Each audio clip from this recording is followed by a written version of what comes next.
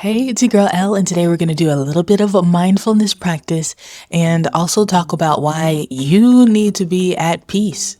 So honestly, one reason why stress hurts your body is because whenever you're stressed out, your cortisol levels are increased, and overall, you're just more antsy, especially with chronic stress.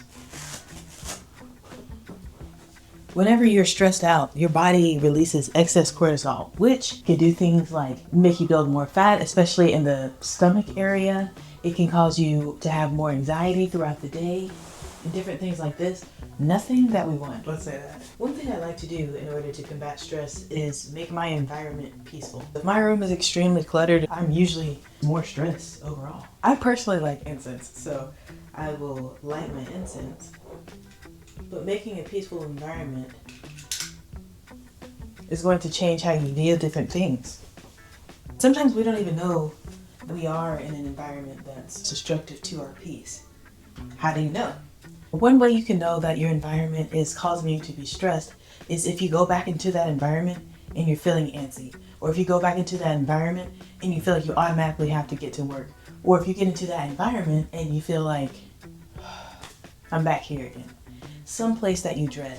Anywhere where you sleep, you definitely need to have peace in that room, even if it means that you have to separate your work. As you can see, I have my computer in here, but whenever it's time to go to sleep, I turn all of that off at least 30 minutes before, or at least I try to do that. Another thing is that stress weakens your immune system. So if you are stressed out consistently, like all the time stressed out, then you are more likely to be sick, especially when something comes up. That happens to me often. I'll get prepared for something or I won't be prepared for something because I procrastinated, and that's how I get more stressed. And then I'll find myself feeling ill like right before I need to. Sorry, self-watering. I'll find myself getting ill right before I need to hit that grind time. One way to combat that is not only diet, but also your everyday motions. If you carry yourself antsy all the time, then your body is always in fight or flight mode. So that means if I'm always like, oh my gosh, I'm stressed about this and then this and then this, then my body's always consistently thinking that it's under attack. But if I'm like, you know what, I have things to do, but I'm thoroughly prepared and I know that I got this thing, then your body's going to feel more confident as well. It's not going to be thinking that you're throwing it into something scary all the time. So what I want you to do is some box breathing. And if you don't already know, box breathing is when you breathe in for 4 seconds, hold for 4 seconds, and exhale for 4 seconds. So think of like a box when you're counting, all right? The reason why I do this is because it helps me throughout the day. It's something that you can do consistently throughout the day to keep you calm. Ready? We're going to breathe in for 4 seconds. 1, 2, ready, go. Hold. 2, 3, 4. Exhale. 2, 3, 4. Inhale. 2, 3, 4. Hold. 2, 3, 4. Exhale. 2, 3, 4. And feel free to do that throughout me talking. If you're always stressed, it starts to seem like the days are blending together, or you start to have no sense of direction. You start wondering, what am I really doing here? And the reason why that happens is because stress highlights imperfections. Stress makes you hyper vigilant to different things. Let's do that to stretch. But let's do our right leg first. I'm going to pull my right leg up to my chest while I talk to you, okay? Ready? Go. One reason why stress is highlighting your imperfections is because it makes you hypervigilant to the things around you. So if you weren't concerned about it, you're now concerned about it because what if this doesn't align with perfection? So how are we going to fix all this? We are going to first lower our blood pressure and give ourselves balance. We're going to do that by doing deep belly breathing. Now, majority of people actually are not breathing right anyway, okay? So whenever you inhale, your stomach should go outward, okay? Your stomach should expand. And then whenever you exhale, your stomach should go in. So we're just gonna lay down and do that. You don't have to lay down and do it. You can be sitting up, you can be standing, but let's do that. The reason why this is important and the reason why it helps is because it activates this parasympathetic system, which helps your muscles relax and reduces stress. All right, so let's get to that. We're going to breathe In, ready, go. 2, 3, 4. Exhale. 2, 3, 4. Inhale.